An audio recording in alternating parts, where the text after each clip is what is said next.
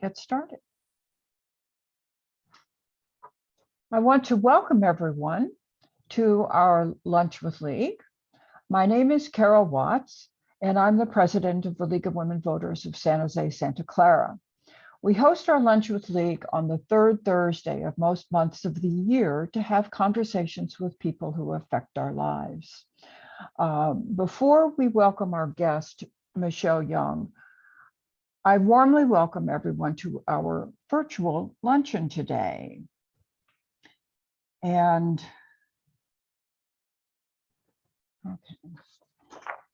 I'd like to call attention to the start of our candidate forum season. The first one is tonight for the Sheriff of Santa Clara County at 7 p.m. and it's not too late to sign up to attend. Next week on Wednesday, we are hosting the San Jose City Council District 3 candidates at 6:30 p.m. And then the League of Women Voters of Southwest Santa Clara Valley is hosting the County District Attorney Forum on Thursday at 7 p.m. You can see the whole list of upcoming forums with a link to register on our website at lwvsjsc.org.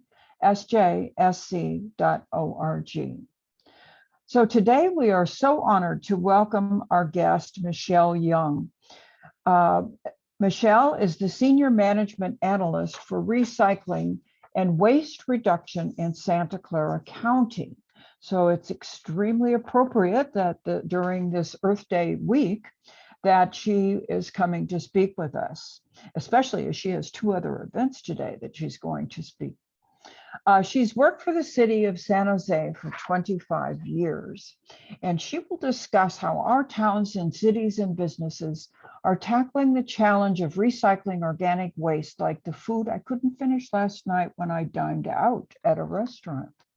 So if you think of questions you would like to answer, please enter them into chat. So welcome, Michelle Young. You can. There we go. Thank you so much, Carol. All right.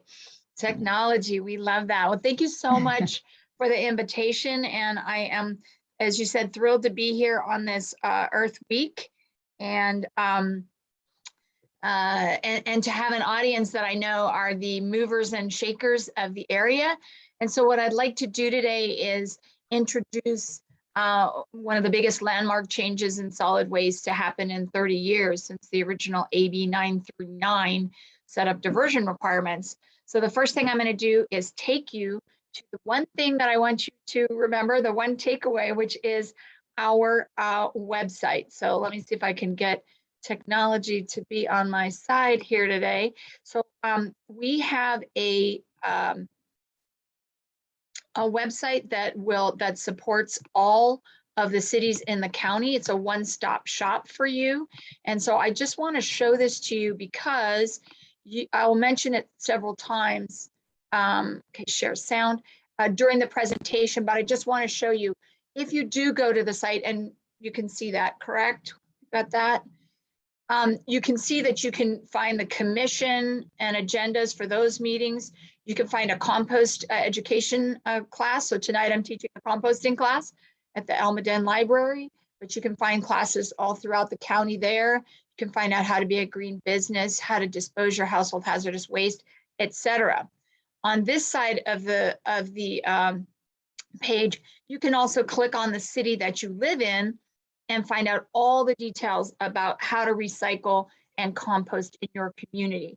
Because as you'll hear in my presentation, there's variability. So there's not a way for me to say every city is doing this, this, or this. So this is your portal to the information, and I'll mention it. But I am going to run this really quick video from the state because I think this is gonna set up our conversation today. Carol, can you give me a thumbs up if we can hear sound? It's completely engulfed, and it is hot. It's already here. California is hitting a fearsome milestone. We're experiencing temperatures, world record-breaking temperatures in the state of California, 130 degrees. We're seeing bigger wildfires, stronger storms, and devastating droughts. I'm standing currently 40 feet underwater, or should be. Today, we are advancing a drought emergency. But both the state and here at CalRecycle, we're doing something about it. SB 1383 is the biggest change to happen in waste management in over 30 years. The new super pollutant reduction strategy rules for organics recycling and edible food recovery are part of California's bold effort to fast-track climate progress by reducing the most potent climate super pollutants like landfill methane emissions. Food, fiber, wood, and other organic waste materials make up the largest material types landfilled in California every year. When organic waste material decomposes, it emits methane, a short-lived climate super pollutant 84 times more potent than carbon dioxide, and a major contributor to climate change. California's short-lived climate pollutant reduction law calls on the state's 40 million people, its businesses, and every level of government to reduce landfill methane emissions by achieving a 75% statewide reduction in organic waste disposal by 2025. The law also requires actions to make sure at least 20% of currently disposed edible food is redirected to Californians who don't have enough to eat. The state is encouraging cities and counties to start planning now. There is a need for more infrastructure to process food waste. To provide organics collection services to every resident and business in the state, and to connect grocery stores, restaurants, schools, state agencies, and other large food suppliers with local food recovery organizations to feed people, not landfills. In addition to putting more food on the table, the law will reduce pollution and greenhouse gases, the equivalent of taking nearly 2 million cars off the road for a year. By using innovative methods to make and use compost, we'll create things like biofuel and electricity and turn depleted dirt back into nutrient-rich, water-retaining soil. Building the next generation of recycling infrastructure will create about 17,000 green jobs of the future. Ambitious goals, putting California in a much better position to protect the health of our people and our planet. The really big solution here is taking on the climate crisis. Because it's still possible, I think, to avoid the worst outcomes.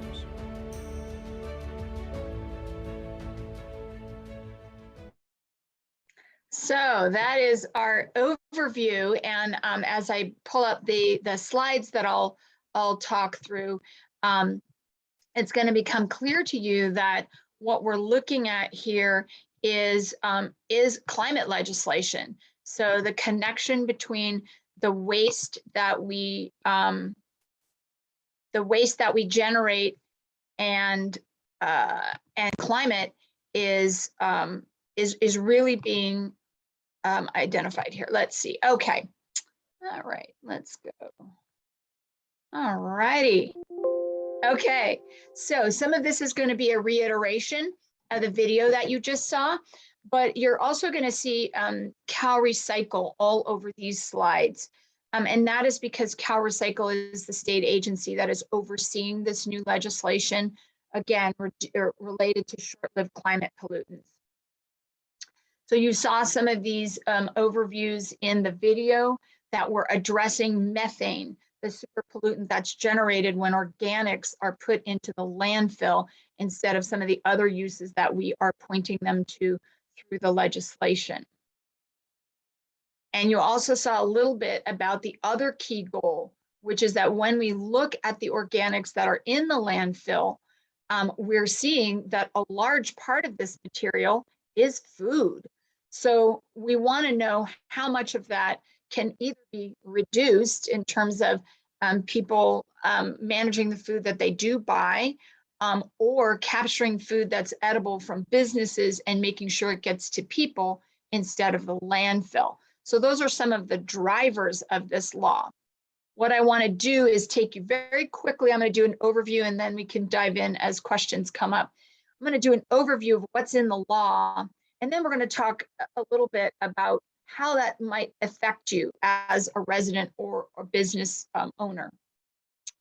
So all of these, when you see these little boxes here, these are the requirements of the law. So every jurisdiction in the state of California, and now the state of Washington has adopted similar legislation, will be working through these kinds of activities, which I'll kind of go into in the presentation. So we're going to talk about collection requirements for every resident and business to have organics collection, edible food programming to get to capture the food that might be going to the landfill when it could go to people, increased outreach and education about these drivers, and procurement requirements. This is really exciting for all the jurisdictions to figure out how to buy more of these materials that have been recovered. And then we have to look at capacity and do that analysis. And one of the biggest changes for all the jurisdictions is we are required to monitor what's happening in the system and report that to the state on an annual basis. Let's dive in just a little bit more. So again, one of the biggest changes that most of you will experience will be in your collection service. So the law requires that every business and resident has organics collection available to them. Now that will look different depending on the city that you are in. So for example, many of you are probably in San Jose statistically, and San Jose has a very unique system where they capture their organics. As you can see here, it could be collected in a green container, or in the case of it's collected in the gray container and sorted at a high-tech sorting facility, which is able to capture food and recyclables, about 80% of what's thrown away. So the technology is very advanced, and so they are using that strategy. But different cities may have split carts and separate collection systems. So that's where you're going to go back to your reducewaste.org here, and you're going to find out what it looks like in your city. But this is a state requirement that everybody must have organics collection and the contamination monitoring. So we do need to look into carts and bins and see how folks are doing. One of the things that is a requirement of the law as of January is every jurisdiction had to have a new solid waste ordinance that put into place all of the requirements of the law. So every city in Santa Clara County has a new solid waste ordinance. So the law requires mandatory collection, but especially as residents, you have a lot of options. Now, your service provider will provide you some kind of cart, right? And they're going to say, here's where you should put your organics, either in the gray cart in a city like San Jose, or in many cities into a green cart where you might already have yard waste collection. Sunnyvale has a split cart where they're separating food, so there's some variety there. But remember, as a resident, you can divert your own organics. You don't have to put your food waste in particular into a bin. One of the big campaigns we'll be working on is educating people about food waste reduction. You may have seen the statistic that the average American throws away 1/4 of all the food that they buy. So we are going to have a lot of education on how to preserve food, how to remember what leftovers you have, etc. So food waste reduction is one of the very first steps. Don't generate the waste in the first place. But if you do, as Carol said, have those leftovers from last night, the county does provide resources to help you learn how to compost those at home if you prefer to do that. And the advantages there are that, you know, the materials are very clean and you can make compost for your own yard. And the more and more homes that either buy or make their own compost, it reduces climate impact through sequestration and reduces the amount of material that has to be collected in these very large scale systems, which have a lot of trucks, a lot of energy to manage large scale organics composting. Businesses, if you are connected with a business, there is a mandatory organics collection requirement for businesses, but they can opt out of that if they don't have organic materials that are being generated. So if it's a legal office and it's just a few people's sandwiches, they will not be required to get new service. But many businesses are also taking on site composting and things like that. But in terms of food, we'll talk about food collection in a minute, but businesses are also looking at ways to reduce their food waste and to donate to folks that work on site. So how is this going to look for you as a resident? So as I mentioned, there will be new ordinances in every city. If you want to familiarize yourself with that, you can take a look at the ordinance, but I'm basically outlining all the things that you will see in the ordinance because they relate to the law. You will see a lot more education about food waste and sorting at your curbside. You may see some changes in cart types, labeling and things like that. Many cities are also taking this opportunity to get involved in new franchise agreements to meet these state requirements. So there will be some modified services and could be some new hauling companies as cities go out to bid for the solid waste services. Again, one of the big things that you will see, or maybe you won't see anybody because they're going to come by your house at 5 in the morning, but all the routes are required to be monitored. That could be done either by jurisdiction staff, so depending on the city or unincorporated area that you live in, but also in some cases the haulers will be doing that, and some cities are also hiring consultants. So that will look like somebody lifting the lid and looking in your cart. Nothing will ever be tipped. They won't take your cart away. In most cases, there could be some where they're going to do a waste characterization and take a certain number of carts from a route and spread that all out and look at it. But in most cases, they will lift the lid and see what they can see to confirm that you are sorting according to the law. And the law also requires that ordinances consider citation. Not every city will enforce this and actually give citations to residents or businesses, but the law does require that that is an option that jurisdictions consider. So those are some really new and different requirements for the mandatory organics collection. The edible food recovery that you heard about in the video is one of the really new and exciting parts of the law. So in general, businesses have volunteered to donate their excess to food recovery organizations in the past, but the law is going to make that mandatory for businesses of certain sizes. So grocery stores that have over $2 million in sales or 10,000 square feet in a sales area would be the size and scale of the types of businesses that would be required to have a contract to have their food waste collected. And so that's what the jurisdiction has to look for, that those required businesses have an agreement to have their food picked up. So the county is managing this, all cities working together in a centralized way through joint venture Silicon Valley. And so they are doing all the education and monitoring in order to have this done in a countywide way, and also supporting the food recovery organizations that need to scale up.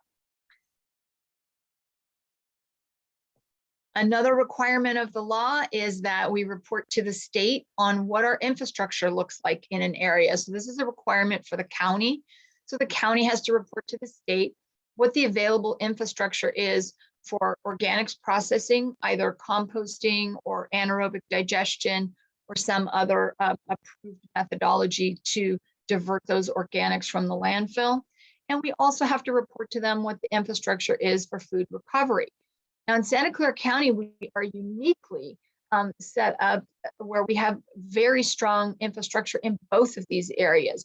In the statewide video, you saw San Jose in there a few times with the anaerobic digestion facility, Zanker facility in Gilroy, as well as the large-scale sorting facility at Green Waste Recovery. So we do have strong infrastructure, but as more and more of these materials are collected, we may need to expand that. So infrastructure is another thing that we have to analyze and report to the state on. So what's new for you in terms of food recovery? There is no specific requirement for residents, just opportunities.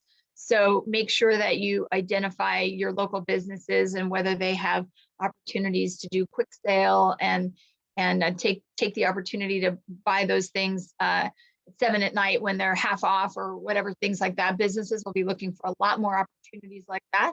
So that may be a great opportunity for you. But all the businesses that are required under the law will be notified, educated, and they will be in the monitoring and education loop, so they will know what their requirements are. One of the things, though, that we are reminding the community is as the pressure increases on food recovery organizations, they will definitely be looking for more volunteers to help them. They rely very heavily on volunteer support for sorting and distributing food. So you're going to see that in the community as well, that these businesses that are required under the law to get more and more food will need more and more volunteer help. So that is another great place where you can take action. But because we're doing this intense review of the edible food infrastructure and capacity, we're connecting the dots in the way that they have not been connected in the past. And so there are a variety of committees that for the first times are talking to each other in public health and solid waste. And they're saying, well, I'm doing this, I'm doing this. So the infrastructure of what's happening is becoming much more clear and streamlined. So there's really some benefits that will happen there. And the bottom line is, in this case, more food insecure residents will be able to have access to recovered healthy food. And finally, another one of the big requirements is that every jurisdiction is required to procure material. So the law requires that all this material must be collected. So more organic recovered materials will be on the market. And in order to support that infrastructure, the development of these facilities, jurisdictions are required to procure material relative to the number of residents that they have. So in unincorporated Santa Clara County, for example, we are required to buy about 8,000 tons of material per year. Now that can be in the form of compost, mulch, RNG, I realized I left an acronym in there, so apologies, renewable natural gas, and electricity. Because there's very little of this in the market at this time that comes from these types of materials, most jurisdictions are focused in phase 1 on compost and mulch, which will be used either in jurisdiction facility operations or in agricultural uses. So in Santa Clara County, we're looking at the great opportunities that we have to get more of this material into the ag sector for climate smart agriculture.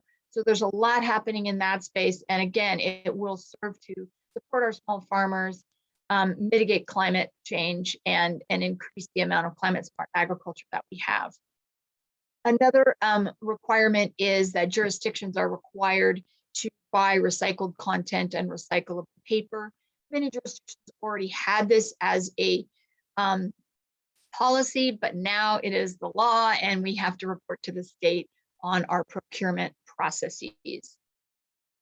So what's new for you in procurement? Again, no requirements for residents to take any action. These are requirements on the part of the jurisdiction, but they will have to adjust their purchasing practices. And what you may see is more compost and mulch giveaways. So they will be looking for ways to distribute this material into the communities. So that might be something that you'd see a little bit more of in your community. We are anticipating that we'll see a lot more of this recycled organic material used in the community, which, as I mentioned, has got great benefits, not only on the landfill side, but when compost is put into the soil, it actually sequesters carbon. So there's multiple climate benefits from the use of compost. And in addition, you see improved soil health and water holding capacity, et cetera. We talked about climate smart agriculture. So in this region, with so much pressure on agriculture, the more and more value we can generate for those ag lands, the better. So those are some of my brief overviews on what is required and changing under this law. And I wanted to make sure that we have time to answer your questions and make sure that we can get you the resources that you need ongoingly to share this with your communities or your other organizations that you work with. Thank you so much, Michelle. Learning a lot about the changes that are happening in this important area. And now I would like to, I don't know if you want to leave the presentation up, or would you Yes, prefer thank you. to? No, this will be available for folks. I will absolutely stop share so that I can see. Okay, great, that is great. Available to be Okay. seen. And now I want to introduce Diane McNutt, who is our communications director, and she produces our newsletter, The Voter, each month. And she also makes sure we're communicating clearly within our organization and with the public. So if you have more questions, please enter them into the chat function near the bottom of your computer screen, as you've been doing. Or if you would like to ask your question yourself, you can click on raise hand, and then we'll call on you. Over to you, Diane. Thanks, Carol, and thank you, Michelle. You had so much information in there that I think some of the questions might be redundant, but I think we need to clarify a few points and so on. But before we get into those questions, we were chatting earlier before you started the presentation today, and I'd like you to talk about what drew you into the world of recycling and solid waste, or just environmental concerns, because I think it was kind of an interesting story. Yeah, absolutely. So when my undergraduate degree is actually in agriculture, so I worked most of my younger life in food production. And so I got into solid waste a little bit accidentally through compost. So I was originally working with large scale farmers on research to use compost in their agricultural operations way back in the late 90s in the city of San Jose. Then I moved out of solid waste into recycled water and some other projects, stormwater. And this legislation, because we worked for so many years when I was with the city of San Jose on getting organics out of the landfill, the final approval of this legislation brought me right back into solid waste, because there's so much connectivity with a lot of these big issues of the day in our local area, be it climate, agriculture, food insecurity. And so it was just a very exciting opportunity to come back to the world of waste in order to address many of these problems simultaneously. Great. So you're kind of in a unique position to answer this one question, which is, how do you compare recycling of organics to recycling water or other solid waste? How are they similar? Right. Or are they different? Right, right. So in all of those cases, you're taking what was previously considered a waste material. So we like to call those resources instead of waste, because they are still really valuable. And in all cases, you're applying technology in order to either clean them in the case of water, or convert them into new materials in the case of waste. So if you have recycling, which is what most people think about, the easiest to understand, some of those materials may be recycled into something different. So if you have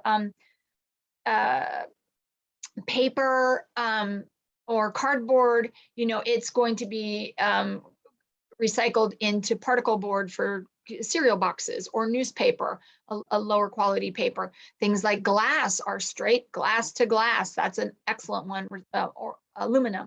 So sometimes the form will change and sometimes it will stay the same. Recycled water, that is really a matter of applying the technologies we have of filtration, UV cleaning, and chlorination and things like that, in order to reduce any of the contaminants that would be in the water as they are part of the sewage waste stream. So that is really taking water and cleaning it. In the case of organics, sometimes the material that you're going to have, like wood chips, looks very similar to what you had before. So if you had a branch and you break it into wood chips, you can still see that it's wood, and that's a really valuable material for water holding and weed reduction and things like that, to minimize the use of chemicals. In the case of food waste and composting, which is why I think it's such a magic trick, you're going to take very disparate materials like branches, paper, food waste, and you're going to put them through a biological process. There's no chemicals that are added in this case, because all the organisms already exist there. And what you're going to get at the end, the compost product, actually doesn't look anything like the materials that you started with, but it has the carbon and nitrogen value of the materials that went into it. So it will replace those things that have been removed from the soil in the growing of that tree or the growing of that food. So it's a very valuable cycle. I mean, nature does it. We just speed it up in the composting process by adding air and water and facilitating the microbes that really do all the work. Yeah. Does that answer your question? That helpful? It does. It does. Thank you so much. We have a couple questions about statistics. So Okay. one is, what is the percentage of organic material that's being generated from households versus from restaurants or from other types of businesses? And on the business side, I'll start there because it absolutely, of course, depends on the type of business. So if you have a restaurant or a food facility, you're going to generate a lot more organics. Or if you're a landscaping company, your garbage to organics ratio will be very different. In the residential sectors, you can, as a rule of thumb, in most cases, people generate more organics than they do garbage, which is a great place to be. Our organics programs have been mature for a very long time. So normally we're going to see that, and then a little bit less on recyclables. But one of the things that's happening that's very exciting, I mentioned the capacity analysis that we're doing. So that is an opportunity for us to really look at the data of what's being generated and where we need to take that. And so within the next few months, we're going to have much better data on what's being collected as organics. And then over the years, as we must generate these reports for the state, we'll have more and more data about what we're actually disposing of, composting, and converting. So we are going to get a lot more data under this law. And then the next statistic question is, how good of a job are the haulers doing with when the organic waste is commingled with something else, whether it be yard clippings or however they do it in each jurisdiction? How good of a job are they doing in sorting that out? How much are they actually able to recover? And someone mentioned 80%, and they're a little skeptical as to whether or not that's really a true statement. And I'll tell you why it's 80%. And this is actually kind of interesting, because the average person may not always know all the rules about recycling. So in that 80% of what is captured out of the garbage, it includes bottles, cans, and paper. So if you've got contaminated paper in there, like food contaminated paper, that'll go to the organic stream. But if you have bottles, cans, and other recyclables, those are also pulled out. So again, I think we're going to get a little bit better numbers. But the statistics that I remember, and they could be changing a little bit when I was working with the ZBEST facility, is of that material, about 60% of it is organics. But again, that can be paper, right? So all the paper that's in your garbage can pretty much is going to go to the organic stream. So it's not just food. But as we do more and more analysis, we're going to get into those details a little bit more, and especially many cities that are collecting more and more food waste. But in the garbage cart, they're capturing recyclables, paper, and food waste, and any yard trimmings that are put in there. People have been sorting yard trimmings for quite a while, so there's less of that in the garbage. But if it does end up there, they'll get that as well. So it's just that the categories are broader than just food. You know, I think one thing that's been difficult for people is if they've been recycling for a while. In the early days, it was so strict about keeping everything separate. Right. And you never put a chicken bone in with your yard clippings. You never put, and so now this idea of everything being commingled and being sorted out later can be very confusing, I think, don't you agree? Yeah, it can. And so especially in the case of the commingled gray cart, where you've got a garbage cart that everything needs to be sorted. And what I invite you to do is, if you want to go and look at these robotic and very high-tech sorting facilities that they have at Green Waste, for example, or Republic for the commercial sector, you can see videos online, and it's staggering. So they're using lasers and magnets and air jets and other things to really sort a lot mechanically. They still have people on the lines, but the technology has changed dramatically. One distinction that I'll make based on your point there is that when food and yard waste are collected together in a green cart, they will be composted together. They are not separated again at a later time. So that material that is composted will be used for a landscape quality material because it's got the food waste in it. So it is a different end product. If you're in San Jose and you still have the clean piles on the street, that material is significantly cleaner than anything that's in a cart, which is why San Jose has maintained that program. And so that material, or any material that comes in just yard waste, that is composted separately from the food, and that can be made into certified organic compost, which could be used by a certified organic agricultural producer. They would not use the material that has got food waste as part of the source material. But the compost that has food waste in it, it is cleaned and screened, and it's very useful and still has the same value in terms of nutrients and benefit to the soil. But they have to go through more cleaning to get out things like the plastic fork that went in there with your food waste. So there is some screening out of contaminants that do have a tendency to follow food waste. So the more and more that we can do to keep those streams really clean, the better the quality of the compost will be.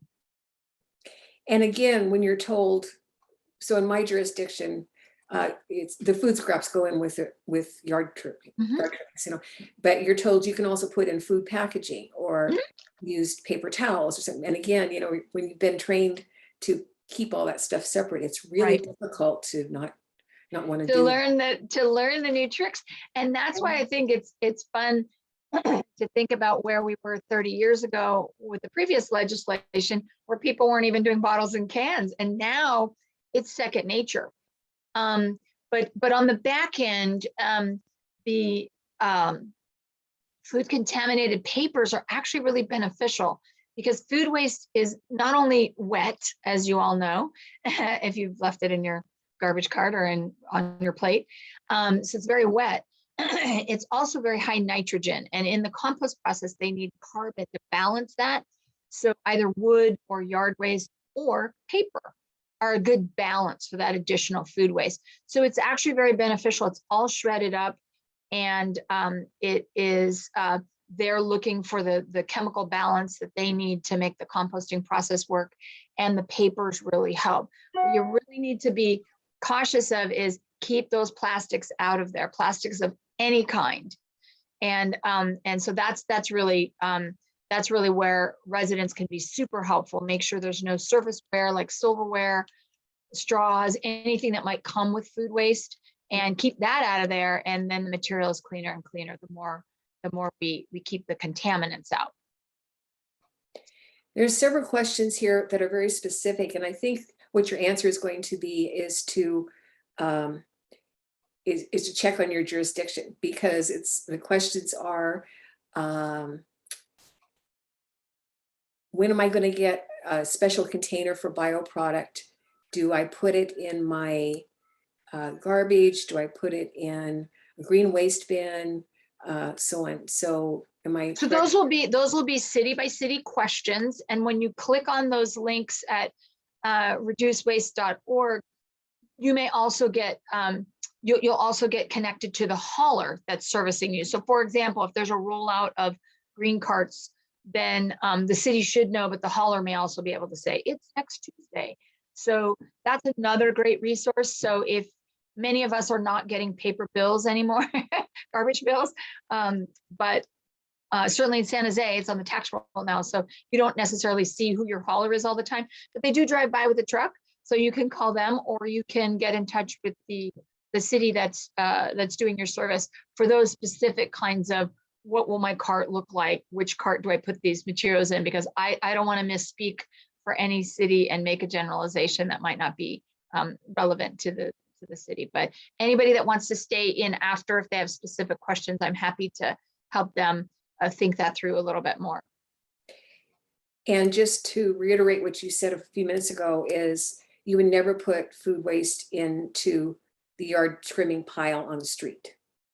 Right. Thank you very much for that. Yes. So if you do want to, for any reason, you absolutely can have a yard waste, food waste. Oh, no, actually in San Jose, the yard waste is always separate. So even if you have a cart there, the food is always going to go in gray. So they want their yard trimmings separate in San Jose. But other cities that have a green cart, the food would go in with the yard waste. Again, Sunnyvale has a little split cart, so their food is separate. So do please check your city because they will outline everything. And we've been talking to the cities, especially gearing up to Earth Week, about making sure that all their material is updated so that as we push people to these centralized sites, that the most updated information is on the website. And if you're unincorporated? If you're unincorporated, you are still there. So I support the unincorporated franchises, but it's still on that same list. And that will tell you who your hauler is. Unincorporated, we have a green cart, which is yard waste and food waste combined. But then you can see the exact materials, and different cities may say something different about using a compostable bag, for example. So if you want those details, that's the place to get it. But again, I'm happy to answer questions as I can after. Okay.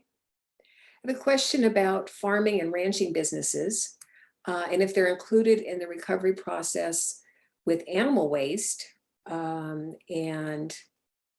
damaged crops, winery by products, cows and poultry. So that makes sense. Okay, there's a lot to unpack there. Yes.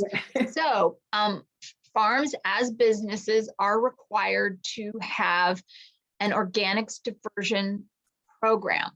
The difference is that because most farms manage their own organic waste already because they generate a lot of it, they may not be required to have a new bin service. So for example, if they have materials that have either rotted or they've not been picked, most cases they disc those back into the soil. We're not going to say to them, there's no jurisdiction that's saying you must get a green bin, pull that out of the field and put it in there. So most of the times farmers manage their own waste. Now, in the case of animal mortalities, such as chickens, any goats, cows, what, fill in the blank, those do have to be handled separately for health and safety concerns. So farmers always know how to manage those. It's usually through a Tallow Works or another company like that that will come and take large animals off the site, because that can be a public health hazard. So they are not allowed to just bury those on their land. And let's see, so you had animals, crops. Oh, and then if they have materials that are in the field that are still usable, like they're still edible, but they themselves are not going to pick that, and that is common, then in most cases, they are working already with a food recovery organization that will come and try to capture that. It just depends on how much effort there is to get it picked, right? So not a food recovery organization is not necessarily going to go to a, 20 acre farm and go harvest it. But a lot of times if that is accessible and a food recovery organization can pick it up, they are already in the process of doing that. So farms are a little bit different because they have been managing organic waste as part of their operation for, as long as they've been in business. So they're a little more used to managing their own waste. Oh, and then manures. We had one other one. So manures, and that is a great question, even for residences. So manures are garbage. They do go in the gray cart all the time because again, it depends, you're not going to be able to know the species. And if you've got carnivores like dogs and cats, you definitely don't want that going into your organic cart and things like that. So in all cities, manures are garbage. So farms may compost theirs on site, but we don't collect those as part of the organics collection system. So one person is asking about the what happens to the compost that's created out of the organics, and is it ever made available to residents for use in their own yards? Yes. So the organics and most of the organics in this county are managed at 3 sites. Most of it is at ZBest, which is in Gilroy. It's the largest, one of the largest actually compost facilities in the state. The South County Recology also has a facility down in the Gilroy area, a little smaller. And then Newbie Island has a facility. So the material, whether it's wood chips or compost, will be produced at those sites. And again, we're very unique because we have a very mature compost market. So in most cases, that material is already being sold. There's very little that's left on the ground at the end of any given season. They're selling to landscape industry and to agriculture. So we have a very big container landscape industry that buys a lot of it. Also tree nurseries and things like that. And then we have a lot of agriculture in the county. So the farmers buy most of the material for use in agricultural production. Whether a jurisdiction will put material out for free literally depends on the franchise agreement they have with their hauler. So different cities will choose to make that available. I'll give San Jose as an example, because San Jose is so big. They do not have centralized pickup areas because it would just need to be so big and how to manage that many people. So what they do in San Jose is they put that material back in common good areas like community gardens, parks, etc. So that material is moved back into the landscape for communal benefit. But some other cities, Sunnyvale does have pickup at the Smart Station for residents, and there's others that will do compost giveaways of either bagged or shovel your own material. So you just have to check in with your city to see what they're making available in terms of free compost. Okay. We have a question from Virginia Holtz, who's co-chair of our Climate Change Committee. Hi, Virginia. I know Virginia. So Carol can unmute Virginia. She can ask her question. Yes, I had a question, not so much in the details of what's been on the recycling per se, but I'm curious to know more about the capturing of the methane, because the methane is so detrimental to the environment. And so can you talk about the process and what happens to it when you capture it? Right, exactly. That's a great question. So landfills are required to manage their methane. And if any of you remember the Shoreline incident, we had flares of gas coming up out of the ground from an old closed landfill. So that is what we want to avoid, because you can have literally explosions and fires. So landfills are required to manage that. Now, occasionally, if there's a problem in the system or whatever's happening, you may see flaring of methane, because that's a safe way to make sure that it doesn't accumulate. But in our case, all of our landfills do methane capture, and they usually use it for their own operations. So they would put that through a generator. So the biggest landfill, Newbie Island, where a good percentage of our materials in the area go, as an example, sends all their methane to the wastewater treatment facility, which uses it for their operations to clean your sewage water for either distribution to recycle water customers or release into the bay. So the technology is improving all the time, and compressed natural gas for vehicles or for operations are usually what people will use it for. So some landfills will use it to fuel trucks, but in our case, that's being used for operations. But it is required to be managed in a way that it cannot become a health hazard. But is it all being maintained from leaking out? No, there's leakage, and that's why we're trying to manage what goes in there to make sure that we don't have methane that can leak out of the facility. Thank you. Thank you. And nice to at least see your name, Virginia. You too. It's been a while. I know. And I'm glad to hear that you're still working in recycling. I'm still trying to save the world one newer pile at a time. Okay, back to our other program questions here. One person said that she's finding it very difficult to find recycled products to buy. And so do you have two parts? Do you have any suggestions on how to go about locating recycled products to buy? And when do you think there might be more products available? And recycled products in terms of compost, like organic products or paper products? Unspecified. Okay, unspecified.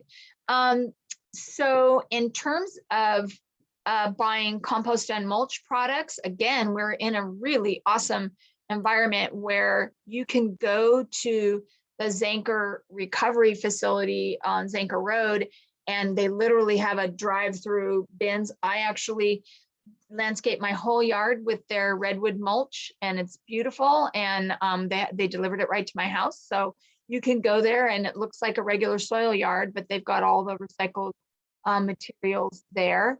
So that is a great place to start, because that's where the largest amount of our material is captured in the area. But they also all sell to soil yards in the area. So if you ask your You Save Rockery or whoever you go to, or your local soil yard where you would buy rock and compost for your garden, they'll tell you where they're getting the material if you're interested in recycled content material. And they'll say, this is from Zanker, this is from Ecology, etc. Again, Zanker is going to be the biggest producer in this area. So they're at most every soil yard that you could buy material from. In terms of other materials like paper or items that have been made from recyclables such as plastics, I find them to be fairly ubiquitous, but there is a lot of effort being done at the state level to improve labeling. So that is an ongoing effort to make sure it's really clear for consumers what they're getting when they buy recycled content material. So I'm not sure if that's helpful, but stay on for 2 minutes or contact me if you want any more information about where to find recycled material for your home or business. Okay. So you're going to like this question. Okay. I've liked them all. What's going to be the next big thing in the world of recycling? Well, I mean, this is it. This is really the next big thing is 1383, because it legislates all these changes that I discussed with you. And let me tell you, from a jurisdiction perspective, it's definitely the biggest lift we've made in 30 or 40 years. So for the next 2 or 3 years, this will be the main focus of most recycling coordinators throughout the state. I think the next thing that's going to be very interesting is to see how this translates out to other states. So as I mentioned, Washington State has just recently this year implemented a similar law. So I think the trend is going to be interesting to see if states throughout the US continue to make this linkage between climate protection and how we're managing our waste. So I do think that that'll be the next step, is to broaden this beyond California. But I can tell you, for the next 2 years, all of us will be completely head down in making sure that residents understand what they're doing and figuring out how to monitor the routes and things like that. So we're going to be really involved in communicating with our residents and trying to help them understand how to sort for the climate.